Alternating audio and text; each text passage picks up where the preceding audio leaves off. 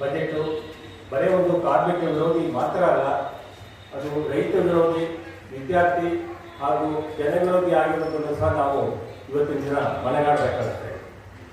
ಅಂದರೆ ಈಗಾಗಲೇ ಬೇರೆ ಬೇರೆ ವಿಚಾರಗಳಿಗೆ, ಅಂದರೆ ಬೇರೆ ಬೇರೆ ಒಂದು ಯೋಜನೆಗಳಿಗೆ ಕೇಂದ್ರ ಸರ್ಕಾರ ಏನೊಂದು ಹಣಕಾಸಿನ ಸೌಲಭ್ಯಗಳನ್ನು ಕೊಡಬೇಕಾಗಿತ್ತು, ಅದೆಲ್ಲವನ್ನೂ ಸಹ ಕಡಿತಗೊಳಿಸಿರ್ತಕ್ಕಂಥ ಬಜೆಟ್ ನಮ್ಮ ಮುಂದಿದೆ.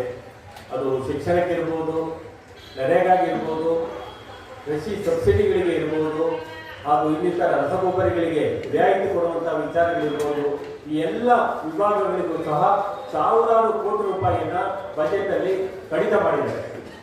ಇನ್ನೊಂದು ದಿಕ್ಕಿನಲ್ಲಿ ನೋಡಿದ್ರೆ ಈಸಿ ಆಫ್ ಡೂಯಿಂಗ್ ಬಿಸ್ನೆಸ್, ಅಂದರೆ ಬಿಸ್ನೆಸ್ಸನ್ನು ಅತ್ಯಂತ ಸುಲಭವಾಗಿ ಮಾಡಬೇಕು ಅನ್ನೋ ಒಂದು ದೃಷ್ಟಿಯಲ್ಲಿ ಕೈಗಾರಿಕೋದ್ಯಮಿಗಳಿಗೆ, ಬಹುರಾಷ್ಟ್ರೀಯ ಕಂಪನಿಗಳಿಗೆ ಸಾವಿರಾರು ಕೋಟಿ ರೂಪಾಯಿಗಳ ರಿಯಾಯಿತಿಯನ್ನು ಕೊಟ್ಟಿರ್ತಕ್ಕಂಥ ಬಜೆಟು ಕೇಂದ್ರ ಸರ್ಕಾರದ ಬಜೆಟ್.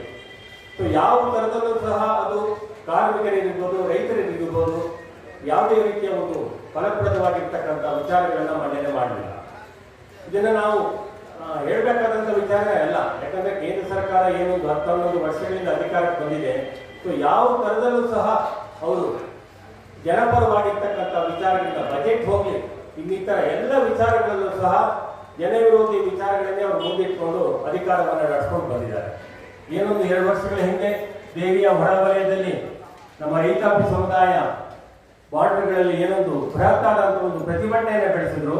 1 ವರ್ಷಕ್ಕೂ ಹೆಚ್ಚು ಕಾಲ ಆ ಒಂದು ಹೋರಾಟ ಸಮುದಾಯ ನಮ್ಮ ಸ್ನೇಹಿತರು ಹುತಾತ್ಮರ ಆ ಎಲ್ಲ ಹೋರಾಟದ ಫಲಪ್ರದವಾಗಿ ಸರ್ಕಾರದ ಮೇಲೆ ಒತ್ತಡ ಬಿದ್ದಂಥ ಸಂದರ್ಭದಲ್ಲಿ ಕೇಂದ್ರ ಸರ್ಕಾರ ಮಧ್ಯ ಪ್ರವೇಶಿಸಿತ್ತು.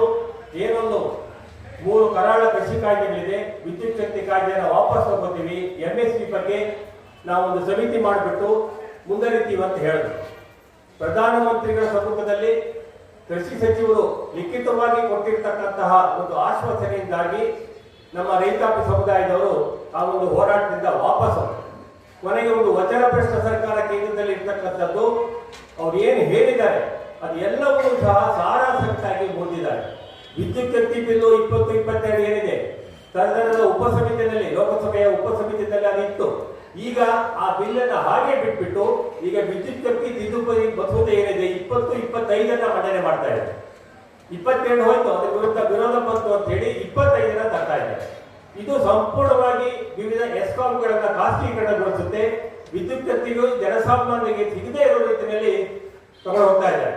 ಅಂದ್ರೆ ಸ್ಮಾರ್ಟ್ ಮೀಟರ್ ಅಂತೆ, ಡಿಜಿಟಲ್ ಮೀಟರ್ ಅಂತೆ, ಬೇರೆ ಬೇರೆ ತರದ ಮೀಟರ್ಗಳನ್ನ ಬದಲಾಯಿಸ್ತಾನೆ ಇರ್ತಾರೆ. ಏನ್ ಇವತ್ತು ಕರೆನ್ಸಿಗಳನ್ನ ನಾವು ಹಾಕೊಂಡು ಫೋನ್ ಮಾಡ್ತೀವಲ್ಲ, ಬರೋ ದಿನ